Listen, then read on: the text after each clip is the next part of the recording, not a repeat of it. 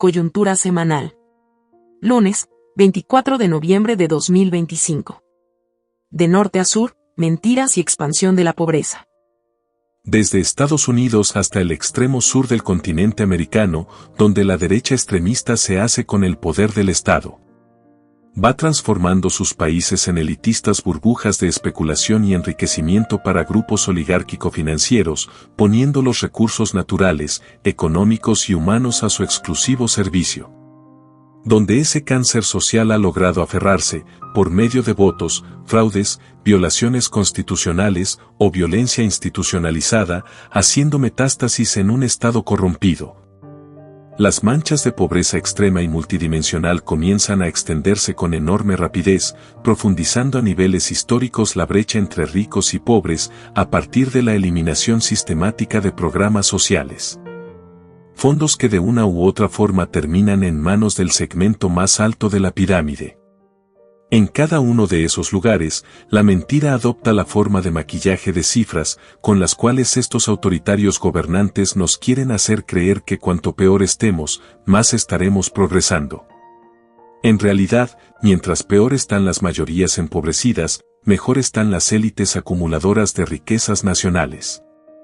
Aunque con características diferenciadas por su carácter imperial, lo estamos viendo en Estados Unidos, donde los fanáticos de MAGA y su gobierno han aplastado beneficios sociales, cobertura médica y apoyo elemental para la supervivencia de sus comunidades más pobres y empobrecidas, afectando no solo la población migrante sino a amplios sectores abandonados a su suerte, sobre todo en los grandes centros urbanos del país.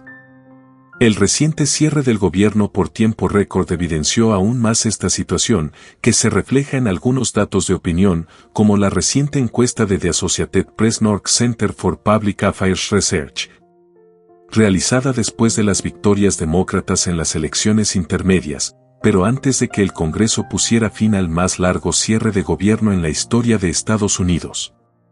Solo el 33% de los adultos estadounidenses aprueba la forma en que el presidente republicano gestiona el gobierno. Una caída con respecto al 43% obtenido en una encuesta de AppNorth realizada en marzo. El 68%, es decir, 2/3 de los republicanos, dijeron que aprueban la gestión del gobierno por parte del mandatario, una caída con respecto al 81% en marzo. La aprobación de los independientes cayó del 38% al 25%. Aunque en Estados Unidos los datos oficiales muestran una ligera disminución de la pobreza general, los análisis sugieren que factores como los aranceles, la inflación y la suspensión de ayudas empujan a más niños y familias a la pobreza. El comportamiento económico no ha logrado impedir un aumento de esos valores. La tasa de pobreza oficial bajó ligeramente del 11.1% de 2023 al 10.6% en 2024, según la Oficina del Censo. Pero la amenaza de crecimiento de la pobreza infantil es latente. Algunas proyecciones estiman un aumento del 12% al 12.2% en la tasa de pobreza infantil en 2025, lo que se traduciría en 150,000 niños más en situación de pobreza. Los aranceles impuestos por el gobierno podrían aumentar los precios de los bienes, erosionando el poder adquisitivo de los consumidores y contribuyendo al crecimiento de la pobreza. La cancelación de programas federales, como los subsidios para guarderías, afectaría a unos 3 millones de niños cuyos padres o madres podrían abandonar sus trabajos. Finalmente, la falta de vivienda puede llevar a la erosión de la seguridad económica de los hogares. Lo sucedido en Estados Unidos se repite al otro extremo del continente, donde el experimento Milei en Argentina deja un balance desastroso de acumulación de riquezas en pocas manos, que son rápidamente canalizadas al exterior a partir del coloniaje de las grandes especuladoras financieras sobre cada una de las acciones del gobierno. El crecimiento de la pobreza y la indigencia resultan evidentes en el número de familias en situación de calle en los grandes centros urbanos. Los datos oficiales, al igual que en Estados Unidos, no solo buscan maquillar las cifras, sino mentir abiertamente para hacer creer que políticas elitistas, de salvaje neoliberalismo y aplastamiento de programas sociales puede redundar en reducción de pobreza. La mentira pasa nuevamente a ser el arma política del gobierno. Según datos oficiales, durante el primer semestre de 2025, la población argentina viviendo en pobreza llegó a 31.6%, una disminución de 21.3 puntos porcentuales respecto al primer semestre de 2024 y de 6.5 puntos porcentuales respecto al segundo semestre de 2024, donde había alcanzado 52.9% y 38.1% respectivamente. La comparación con el segundo semestre de 2024 es solo como referencia porque metodológicamente solo corresponde la comparación con semestres equivalentes. En el caso de la indigencia, el dato actual implicó una disminución de 11.2 puntos porcentuales respecto al primer semestre de 2024, 18.1%, y de 1.3 puntos porcentuales respecto al segundo semestre de 2024, 8.2%. Sin embargo, estudios de instituciones como el Centro de Economía Política Argentina cuestionan la metodología y parámetros utilizados. En primer lugar, la subestimación de la medición de la pobreza producto de la falta de actualización de la Encuesta Nacional de Gastos de los Hogares. Sospechosamente, el INDEC hace uso de la Encuesta Nacional de Gastos de los Hogares de mayo de 2004 cuando tiene disponible la realizada en agosto de 2017. Un trabajo de la consultora económica Equilibra señala la necesidad de realizar una corrección metodológica ante la subdeclaración de ingresos en la medición de la pobreza y subraya el impacto que tuvieron, desde fines de 2023, las modificaciones introducidas en la encuesta permanente de hogares para mejorar la captación de ingresos. Cuando esa corrección de ingresos se combina con la actualización de la canasta básica total, que por sí sola eleva la línea de pobreza, se obtiene una estimación integral. El resultado final para el semestre octubre de 2024-marzo de 2025 es una tasa de pobreza del 43.3%, que se sitúa 8.6 puntos porcentuales por encima de la oficial, 34.7%. Al mismo tiempo, otro elemento en común con los gobiernos de extrema derecha del continente lo encontramos en el abandono de la obra pública destinada a sectores vulnerables. Así, el gobierno de Javier Milei dejó en el abandono a más de 5 millones de habitantes que residen en los 6.467 barrios populares del país, zonas de construcciones precarias, invirtiendo solo el 0.2% de lo requerido, condenando a miles de familias a seguir viviendo en la exclusión. Lo mismo sucede en El Salvador. Datos de un reciente sondeo del Instituto Universitario de Opinión Pública de la Universidad Centroamericana, UCA, indican que para el 75.8% de la población el principal problema es la economía. Según datos de la encuesta de hogares de propósitos múltiples publicados por el Banco Central de Reserva y analizados por el Banco Mundial. En 2019, al inicio de la primera presidencia, y única legal, del actual mandatario, el 22.8% de los hogares salvadoreños vivía en pobreza. En 2024, esa cifra aumentó al 25.8%.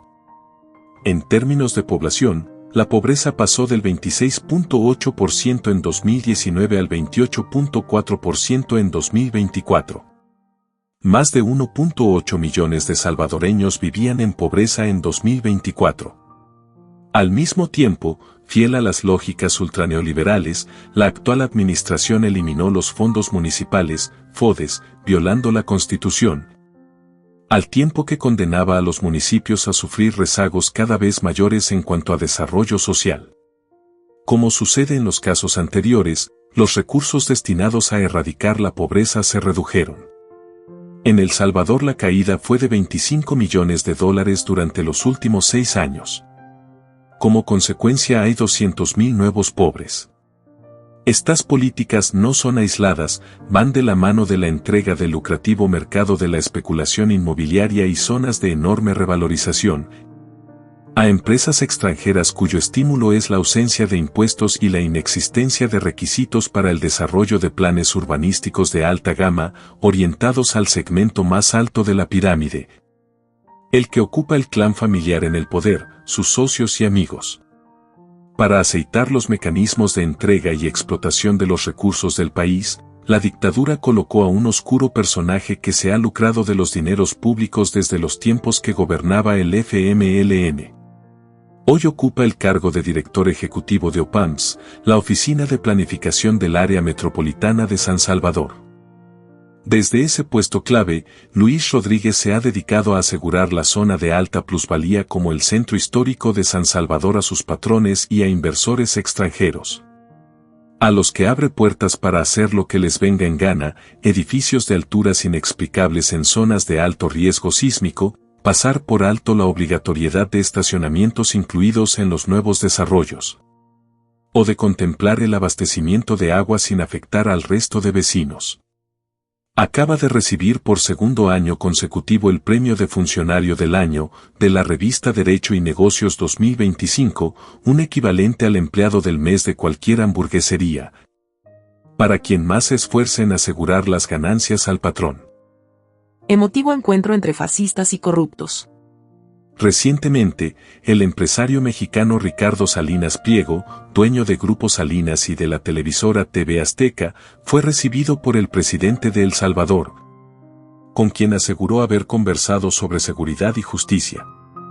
El magnate mexicano compartió fotografías del encuentro y aprovechó para lanzar fuertes críticas a su gobierno, al que calificó de inepto y corrupto.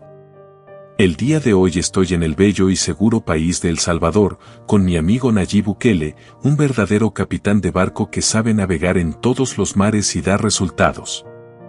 No como los gobiernícolas ineptos y corruptos que tenemos en México, escribió Salinas Pliego en X. El empresario, quien enfrenta en México un adeudo fiscal de más de 74,000 millones de pesos ante el Servicio de Administración Tributaria, SAT, se declaró de extrema derecha y aspirante a incursionar en política, afirmó que si fuera presidente de México seguiría una estrategia similar a la de El Salvador, centrada en el combate a la delincuencia. Los fascistas del hemisferio se van juntando con especuladores de criptoactivos para diseñar y financiar sus proyectos. La convocatoria del usurpador salvadoreño hizo gala de lujos más propios de monarquías petroleras que de un país tercermundista al que pretende hacer olvidar su realidad a fuerza de luces LED y propaganda engañosa. Curiosa actitud del dictador, cuando quedó establecido en los compromisos con el FMI que abandonaría los criptoactivos, al menos en el terreno oficial. La continuidad del acceso a fondos de la multilateral quedó sujeta al cumplimiento de esos acuerdos. Sin embargo, la semana pasada, cuando el Bitcoin cayó abruptamente hasta rondar los $80,000, perdiendo todo lo ganado en el año, el dictador se volvió a burlar del pueblo salvadoreño, que es quien en realidad perdió todas esas ganancias, y anunció en tono festivo una nueva compra de Bitcoin. Habrá que ver la opinión del FMI acerca de su burla ante los compromisos asumidos. Sin duda, está convencido que su relación con el ocupante de la Casa Blanca alcanza para reírse de pueblos e instituciones. Pero sabe que su futuro está encadenado como una soga a su cuello, al destino de Donald Trump. Cuando comience su caída, y sucederá, se convertirá en la roca al extremo de la cuerda del cuello del salvadoreño.